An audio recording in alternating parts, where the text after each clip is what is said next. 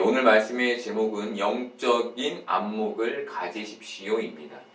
우리는 지난주에 보혜사 성령님이 주시는 특별함, 그 세 가지에 대해서 함께 보았습니다. 그리고 이 세 가지 특별함을 포괄하는 굉장히 중요한 특별함이 있는데, 그것이 그리스도의 능력을 우리 안에 머물게 하는 것이라는 내용으로 말씀을 보았습니다.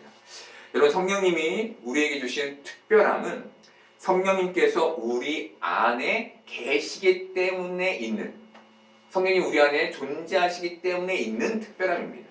다시 얘기하면 성령님께서 안 계시면 그 특별함이 없는 것이죠. 그래서 성령님을 받은 우리는 알지만 성령님을 받지 못한 세상 사람들은 그 특별함에 대해 모르는 것이죠. 여러분, 중요한 건 이 특별함이 어떤 은사의 특별함이 아니라는 겁니다. 성령님께서 우리 안에 내주하시는 특별함이라는 거예요. 여러분, 되게 중요합니다. 여러분, 대부분 그 특별함을 사람들은 은사와 연관지어요. 그런데 그것이 아니라 지금 성령님이 내 안에 계신 것만으로 우리는 특별한 거예요. 은사는 단지 성령님이 우리 안에 계시기 때문에 생겨난 부수적인 특별함인 겁니다. 그것을 우리가 하나님께 간구할 게 아니라 우리는 성령의 충만함을 간구해야 되는 거예요. 여러분, 성령님께서 우리 안에 내주하시기 때문에 우리 안에서 일어나는 그 특별함의 첫 번째는 성령님께서 우리 안에서 예수님의 사역을 이어가신다는 겁니다. 우리 삶의 방향과 목적을 예수님의 삶과 연결 짓는 일을 성령님께서 우리의 평생을 통해 행하신다는 것이죠. 우리가 자칫 예수님과 멀어질 수 있죠. 그런데 그렇게 되지 않도록 계속해서 연결 짓는 일. 여러분, 우리가 어려운 일을 당하면 어떻게 합니까? 우리는 당장 기도하는 자리로 가죠. 왜 그렇습니까? 성령님께서 우리를 예수님의 사역과 삶과 연관짓기 때문인 것이죠. 두 번째는 성령님께서 우리 안에서 하나님의 말씀을 깨닫게 하시고 예수님의 말씀을 생각나게 하심으로 세상이 줄 수 없는, 다른 말로 세상의 상황과 환경에 흔들리지 않는 평안을 주신다는 겁니다. 여러분, 이것이 어떻게 생겨나는 겁니까? 성령님을 통해 우리가 하나님의 말씀을 깨달으며 그 말씀을 믿게 되며 생겨나는 것이죠. 세상을 보면 그 큰 파도에 베드로가 제자들이 두려워했던 것처럼 두렵지만 예수님의 말씀을 깨닫고 믿으면 평안한 것처럼 그렇게 성령님께서 우리 안에서 그 일을 하신다는 것이죠. 마지막으로는 성령님께서 우리 안에서 권능, 폭발적인 영향력을 행사하셔서 우리로 땅끝까지 이르러 증인되는 행함, 바로 그 삶을 살게 하신다라는 것이었습니다. 그런데 앞서 말씀드린 것처럼 우리가 꼭 기억해야 할 것이 있죠. 그것이 무엇입니까? 이 모든 특별함의 근본에 예수 그리스도의 능력을 우리 안에 머물게 하는 마음의 지킴이 필요하다는 겁니다. 마음의 지킴. 바울은 이 마음 지킴에 대해서 빌립보서 4장 6, 7절에서 우리에게 이렇게 말해줍니다. 아무것도 염려하지 말고, 세상의 풍파에 염려하지 말고, 다만 모든 일에 기도와 간구로 너희 구할 것을 감사함으로 하나님께 아뢰라. 그리하면 모든 지각에 뛰어난 하나님의 평안이 그리스도 예수 안에서 너희 마음과 생각을 지키시리라. 아멘. 우리가 성령의 특별함을 지킬 수 있는 방법은 우리 안에 그리스도의 능력이 떠나지 않게 지키는 것에 있는 겁니다. 매일매일 내 마음에 그리스도가 계신지를 확인하라는 거예요. 여러분, 예수님은 이렇게 제자들에게 성령의 특별함을 말씀해 주신 후 오늘 이어서 제자들에게 영적인 세계에 대해서 설명해 주십니다. 이것이 오늘 우리가 함께 나눌 말씀의 내용입니다. 오늘 말씀 요한복음 14장 28절 보겠습니다.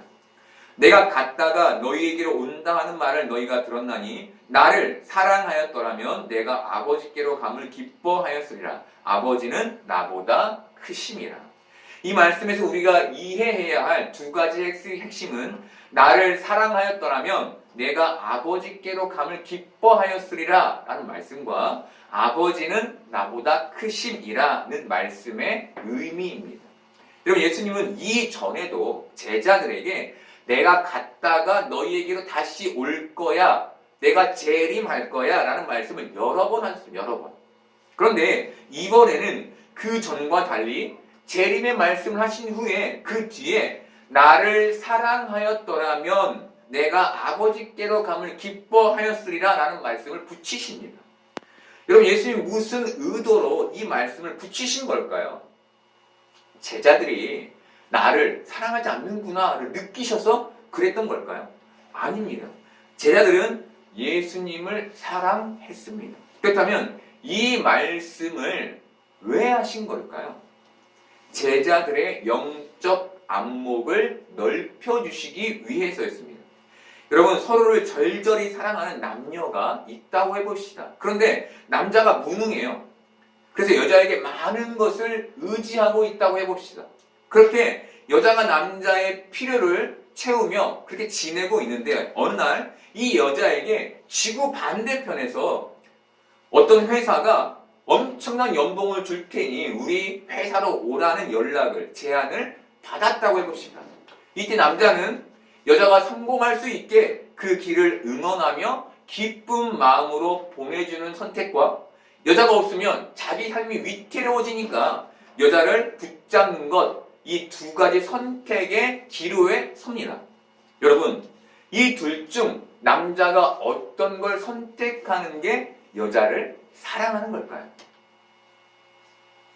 답이 나오셨나요? 마음에. 여러분, 특수한 상황을 배제하면, 일반적으로 생각하면 전자를 선택하는 게, 여자를 보내주고 응원하는 게 여자를 사랑하는 것이죠. 여러분, 극단적인 예시이지만 이 예시로 우리는 제자들의 마음을 이해할 수 있습니다. 예수님과 함께 있었던 제자들은 예수님이 자신들의 곁을 떠나기를 바라지 않았습니다. 이유는 하나였습니다. 그것은 자신들의 삶이 위태로워질 것이 싫었기 때문이었습니다. 예수님이 가시면 안 되는 거예요. 예수님의 제자들은 예수님의 명성에 기대어 있었습니다. 그 명성은 그들의 자부심이었고 또 성공의 발판이었습니다. 게다가 제자들은 자신들의 모든 것을 다 버리고 예수님을 쫓았습니다. 그런데 갑자기 예수님이 떠나신다는 겁니다. 내가 갔다 올 거야 라고 분명히 말씀하셨지만 제자들의 귀에는 어떤 말만 들렸을까요? 떠난다는 말만 들렸겠죠. 떠나면 안 되는데. 제자들은 자신들이 원했던 그 모든 것을 잃게 생긴 거예요. 이것은 전 재산을 어떤 회사에 다 투자했는데 그 회사가 부도가 난다는 소문이 들려온 것과 같은 상황입니다. 그런데 그렇다면 이들의 마음은 어땠을까요? 그 소문이 들렸어요. 전 재산을 다 투자했는데 불안하고 초조했겠죠. 상황을 예의주시하며 그런 일이 일어나지 않기를 바랬겠죠. 그저 예수님을 쫓아다니며 그러면 안 되는데, 그러면 안 되는데. 여러분, 예수님은 이런 상황에서 너희가 나를 사랑하였더라면 내가 아버지께로 감을 기뻐하였으리라 라고 제자들에게 말씀해 주신 겁니다. 여러분, 제자들은 예수님을 사랑하지 않은 게 아닙니다. 사랑했습니다. 그런데 진짜 사랑하지 않은 것이죠. 보낼 수 없었던 것. 그게 그 이유입니다. 여러분, 진짜 사랑하지 않으면 위기의 순간이 오면 상대 형편을 보지 않습니다. 대신 자기 현실을 봅니다. 여러분, 불구덩이 속에 들어가는 사람이 있는가 하면 멀리 떨어지는 사람이 있죠. 왜 그렇습니까? 진짜 사랑하느냐 아니냐 차이예요. 저 사람의 저 현실이 보이면 내가 그 사람을 보내게 되겠죠. 하지만 내 현실이 보여요. 그럼 못 보내는 거예요. 이게 지금 제자들의 모습인 겁니다. 여러분, 예수님을 진짜 사랑하지 않아서 자기 현실만 보던 이들은 내가 갔다가 너희에게로 온다는 예수님의 말씀을 영적 세계와 연결짓지 못했습니다. 할 수 없었던 것이죠. 자기 현실만 보이니까. 이렇듯 이들에게는 영적 안목이 없었던 거예요. 여러분, 현대 교회에도 영적 안목을 갖지 못한 그리스도인들이 많습니다. 이들은 영적 안목을 가져야 할 필요성을 느끼지 못합니다. 이유는 하나입니다. 관심이 이 현실에만 있기 때문입니다. 여러분, 영적 안목을 갖지 못하면 필요에 의한 신앙생활을 하게 됩니다. 필요에 의한. 이들은 현실에 위기가 닥치면 신앙에 열심을 냅니다. 기도에도 빠지지 않고 예배도 빠지지 않으며 열심을 내요. 하지만 그렇지 않은 때가 또 오죠. 그러면 자기 편한 대로 신앙생활을 하기 시작합니다. 여러분, 이들이 예수님을 사랑하지 않는 게 아니에요. 진짜 사랑하지 않는 거예요. 여러분, 어떻게 사랑하지 않는데 교회를 나옵니까? 진짜 사랑하지 않는 것이죠. 필요에 의해서만 사랑하는 겁니다. 여러분, 이 뉘앙스를 신앙의 현실과 연결지어 잘 이해하셔야 돼요. 지금 여러분 이 자리에 앉아 계시죠? 우리가 이것을 신앙의 현실과 잘 연결지어 이해해야만 우리의 신앙의 지경을 분별할 수가 있어요. 내가 지금 어느 위치에 있구나, 내가 지금 필요에 의해 신앙생활하고 있구나, 아니면 진짜 예수님을 사랑하고 있구나를 분별할 수 있는 것이죠. 여러분, 진짜와 가짜를 얘기하는 게 아니에요. 여러분 다 진짜 그리스도인이죠. 그 얘기가 아니라 여러분의 사랑이 순수하냐, 아니면 그 사랑이 이해 타산적이냐를 얘기하는 거예요. 여러분, 누군가가 나를 진짜 사랑하지 않고 필요에 의해 이해 타산적으로 만나고 사랑한다면 여러분 기분이 좋겠습니까? 싫죠. 누구도 이런 사랑 원하지 않을 거예요. 나에게 전부를 거는 그런 사랑을 원하죠. 여러분, 이 세상에 진짜 순결하고 순수한 사랑이 있을까? 라는 그런 생각이 드십니까? 그래서 진짜 사랑이라는 말이 너무 이상적으로 들리십니까? 그게 가능한가? 여러분, 맞습니다. 진짜 사랑이라는 단어는 현실적이지가 않아요. 맞아요. 우리는 이 현실에서 진짜를 거의 경험하지 못해요. 그래서 진짜 사랑이라는 말이 잘 안 와닿아요. 그래서 이상적인 거예요. 그런데 여기에 앉아있는 우리는 적어도 이 현실에서 예수님의 진짜 사랑을 경험한 사람들이잖아요.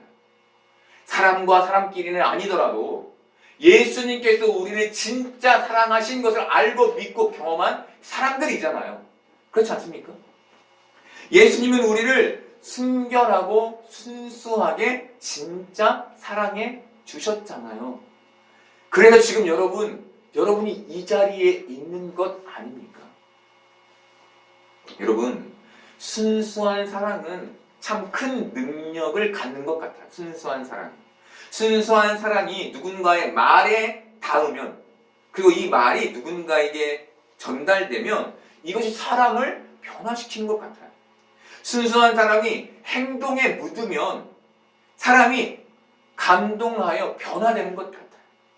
이렇듯 사람은 그 순수한 사랑의 존재에 영향을 받아요. 그런데 우리를 향한 예수님의 사랑은 어땠습니까? 완전하고 무결하고 순수했죠. 예수님은 그 사랑으로 우리의 죄를 덮으셨어요. 그래서 우리가 지금 이 자리에 있을 수 있는 거예요. 어떤 마음으로? 구원의 감격을 가진 마음으로, 은혜의 마음으로. 여러분, 지금 이 자리가 아무나 앉는 자리가 아닌 거예요. 정말 예수 그리스도의 특별한 사랑을 받은 자만이 앉아 있을 수 있는 자리인 거예요. 여러분, 이게 얼마나 복된 자리입니까? 여러분, 우리는 그냥 여기를 털레털레 올 수 없어요. 왜? 그 사랑의 은혜 때문에 이 자리에 있습니까? 여러분, 예수님은 여러분을 진짜 사랑하십니다. 아멘. 그 사랑은 이미 우리 안에 계신 성령님으로 증명됐어요. 그렇죠. 여러분 안에 성령님 계시죠? 아멘. 증명된 것이죠. 지금 우리 안에 내주하시는 성령님이 예수님께서 우리를 진짜 사랑하신다는 증거인 거예요. 증거. 그러니까 여러분 예수님의 사랑을 부인할 수 없어요. 나는 진짜 사랑을 경험한 적이 없는 데를 부인할 수 없어요. 왜? 이미 받았으니까. 여러분, 그렇다면 여러분은 예수님이 여러분을 사랑하셨듯 그렇게 예수님을 사랑하고 계십니까? 여러분을 사랑하는 예수님을 진짜 사랑하시는 여러분 되기를 바랍니다. 그래서 여러분의 현실을 뛰어넘어 영적인 세계를 보는 영적인 안목이 여러분 안에 생겨나기를 바랍니다. 그렇게 현실에 갇힌 좁은 신앙의 시각이 아닌 영적인 넓은 신앙의 시각으로 이 땅을 살아가는 복된 여러분 되기를 바랍니다. 여러분, 제자들은 영적인 세계에 대한 관심이 없었습니다. 그래서 제자들은 아버지께로 간다는 예수님의 말을 이해하지 못했습니다. 여러분, 제자들은 예수님을 다윗과 같은 부강한 나라를 이루실 메시아로 이해하고 있었습니다. 이처럼 이들의 관심은 영적인 데에 있지 않았어요. 현실적인 것에 있었어요. 이것은 여러분 현대의 많은 신앙인들도 마찬가지입니다. 이들의 관심은 영적인 데 있지 않습니다. 이들의 관심은 자신의 삶에 다윗과 같은 나라를 이루어줄 메시아입니다. 그것이 많은 신앙인들이 갖는 신앙의 관심입니다. 얼마 전에 기독교 프로그램에서 하나님께서 자신에게 건물을 사게 하셨는데 그 건물이 200억이 됐다는 간증을 듣게 됐습니다. 그분은 자신에게 이렇게 하신 하나님을 좋으신 하나님이라고 고백했습니다. 그런데 저는 이 간증을 들으며 이 건물의 가격이 오르지 않았어도 저 사람이 하나님을 좋으신 하나님으로 고백하며 간증할 수 있었을까? 혹시 그 건물이 가격이 떨어져도 이걸 사게 하신 하나님을 찬양할 수 있었을까라는 생각을 하게 됐습니다. 여러분, 많은 사람들이 예수님을 자신의 삶에 다윗과 같은 영화를 안겨줄 메시아로 믿습니다. 이들에게는 그 하나님만이 좋으신 하나님인 겁니다. 그 하나님만. 여러분, 얼마나 편협하고 좁은 신앙의 시각입니까? 여러분, 이들에게 신앙이 없는 게 아니에요. 이들에겐 신앙의 열정까지도 있어요. 그런데 이들에게 없는 게 있어요. 그것이 뭡니까? 영적인 안목인 거예요. 영적인 안목. 여러분, 예수님은 분명히 영적인 세계를 말씀하셨고 제자들이 영적인 세계로 진입하기를 바라셨습니다. 그렇게 제자들이 영적인 안목을 갖기를 바라셨습니다.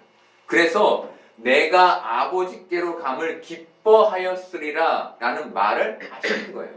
너희가 영적인 안목을 가졌다면 내가 나의 하나님께로 감을 너희는 기뻐했을 것이다 라고 말씀하신 것이죠. 여러분, 이것은 우리에게도 마찬가지입니다. 이 설교를 듣는 사람 중 저희들은 모두 구원을 믿고 영적인 세계를 믿습니다. 그런데 지금 무슨 말을 하는 겁니까? 라고 생각하는 사람이 있을 겁니다. 나는 믿는데 왜 그런 말을 하십니까? 여러분, 영적인 세계를 그 사람들이 부인한다는 말이 아닙니다. 관심이 온통 세상에 가 있어서 영적인 세계의 그 경이로움에 관심이 없다는 말입니다. 여러분, 제자들은 나를 사랑하였더라면 내가 아버지께로 감을 기뻐하였으리라 라는 말씀을 이해하지 못했습니다. 그 말씀에 담긴 메시지를 이해하지 못했습니다. 왜입니까? 그들의 신앙의 관심이 영적인 세계에 있지 않고 현실적인 세계에 있었기 때문입니다. 여러분, 나를 사랑하였더라면 내가 아버지께로 감을 기뻐하였으리라 라는 말의 의미는 진짜 예수님을 사랑하는 마음을 가진 사람은 깊은 영적 세계를 보는 안목을 갖게 된다는 겁니다. 여러분, 영적인 세계에 대한 안목이 없으면 성경의 모든 말씀을 어떻게 해석하게 될까요? 현실적 축복과 연결지어 해석하여 적용하게 됩니다. 다르게 말하면 우리가 하나님의 말씀을 나의 현실적 바람에 가두게 되는 거예요. 가두게 돼요. 영적인 세계에 대한 안목이 없으면. 그런데 우리가 우리의 바람을 영적인 세계의 안목을 가짐으로 현실적 바람에 가두지 않을 때 우리는 말씀에서 영적인 세계를 보게 되는 겁니다. 말씀을 읽으며 놀라운 영적인 세계에 대한 경이로움을 경험하게 되는 거예요. 이것이 예수님께서 제자들과 우리에게 해 주시는 말씀이고, 이것은 예수님을 진짜 사랑할 때 생겨나는 현상입니다. 여러분, 예수님은 제자들에게 가신다고 하시며 자신이 아버지께 가게 될 때 있을 일을 미리 설명해 주셨습니다. 그 일은 성령님이 오셔서 우리 안에 내주하시게 되는 것이었습니다. 여러분, 성경 속에 예수님은 태어나시고 성장하셨죠? 우리처럼 나이를 먹으셨어요. 이처럼 인간의 몸을 입은 예수님은 늙어 가셨습니다. 그래서 예수님은 우리와 영원히 함께 하실 수 없으셨고, 이 현실에서 우리를 주의 길로, 하나님의 길로 영원히 인도하실 수 없으셨어요. 그래서 인간에게는 예수님의 빈 자리를 메울 하나님이 필요했습니다. 이것이 예수님께서 우리에게 성령님을 보내주신 이유예요. 여러분, 예수님의 승천은 단지 예수님이 성령님으로 대체되는 차원의 일이 아니었던 거예요. 이것은 우리의 구원을 이루기 위한 하나님의 크신 계획 안에 있던 사건이었던 거예요. 그래서 예수님께서 아버지는 나보다 크심이라고 말씀하신 거예요. 여러분, 이해가 되십니까?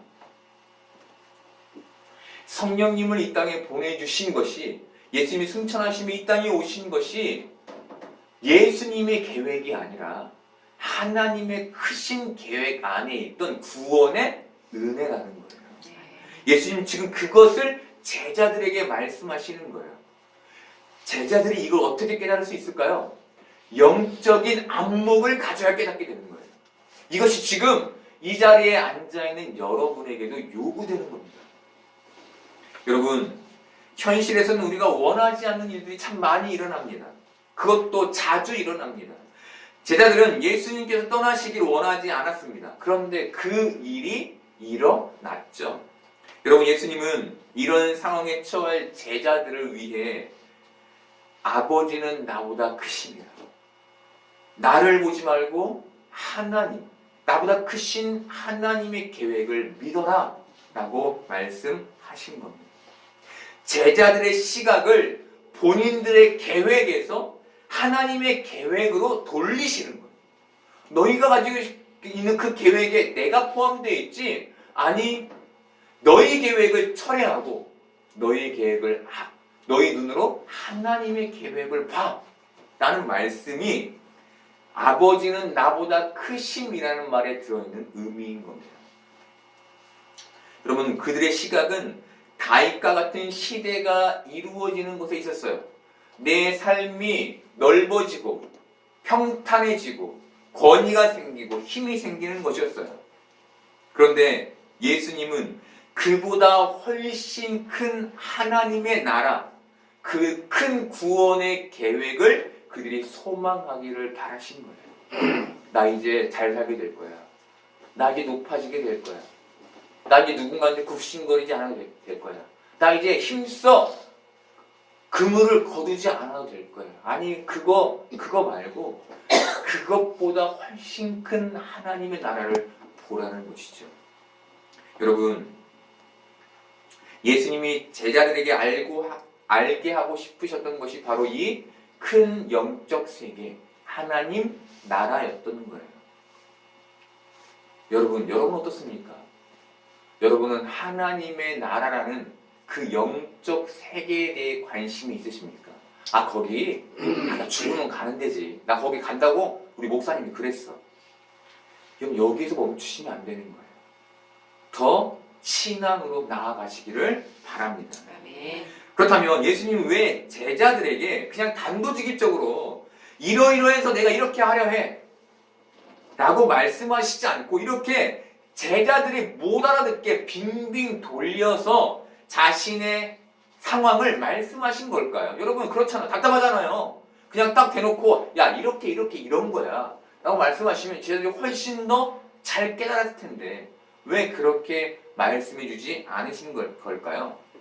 이유가 있겠죠? 결론부터 말씀드리면 이 단계가 제자들에게 꼭 필요했기 때문이었습니다. 이 단계를 거쳐야만 비로소 믿음 위에 설 수 있기 때문이었던 것이죠.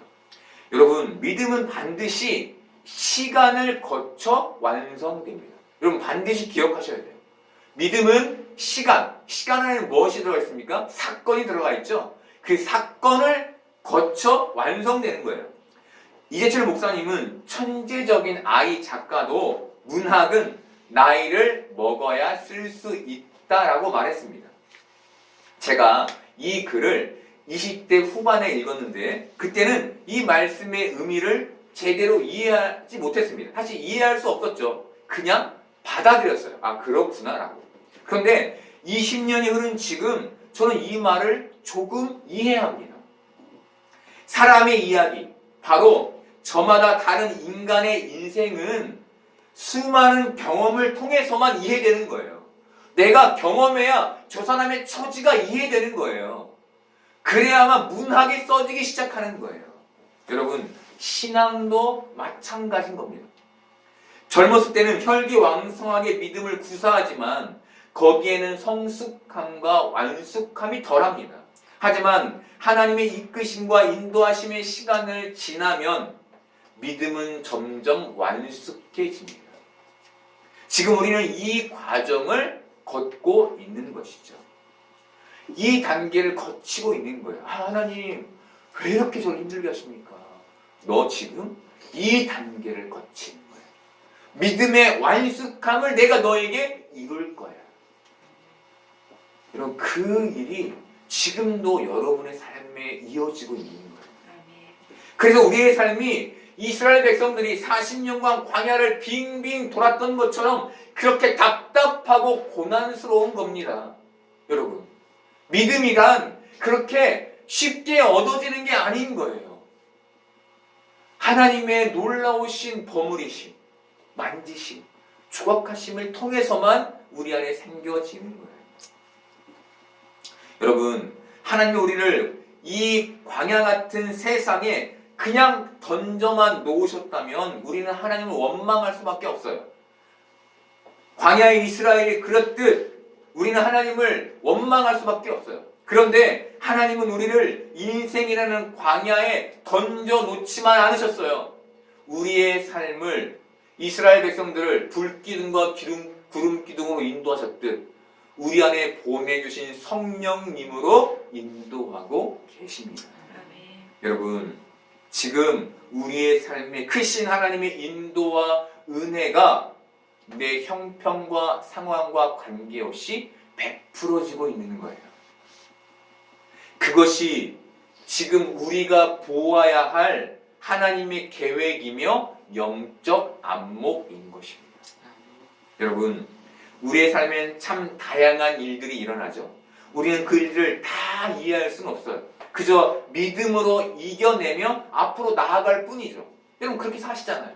맞고 뽑는 것처럼 고난이 닥치면 또 기도하고 사건이 오면 또 기도하며 그렇게 이겨가고 계시잖아요. 우리의 믿음은 지금 이 과정으로 성장하고 있는 겁니다. 그리고 이 단계를 거치며 우리는 점점 더 영적 세계를 더 이해하고 더 동경하게 되는 거예요. 예수님은 제자들이 이 과정을 거치기를 바라셨고 우리도 이 과정을 거치기를 바라십니다. 이 과정을 거쳐서 현실에 고정되어 있던 그 시각이 영의 세계로 열리기를 예수님은 바라세요. 예수님은 이 현실을 사는 우리도 영적인 안목으로 영적인 세계를 보고 알고 경험하기를 바라십니다.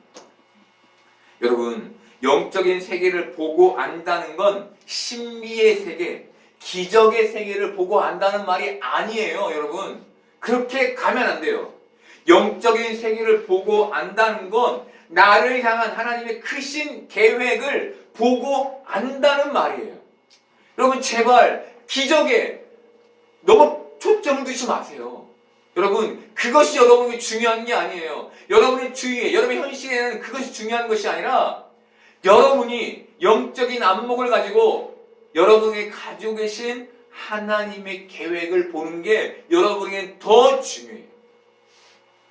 여러분, 우리를 진짜 사랑하신 예수님을 우리가 필요에 의해 사랑하지 않고 이해타산적으로 사랑하지 않고 진짜 사랑하기를 바랍니다.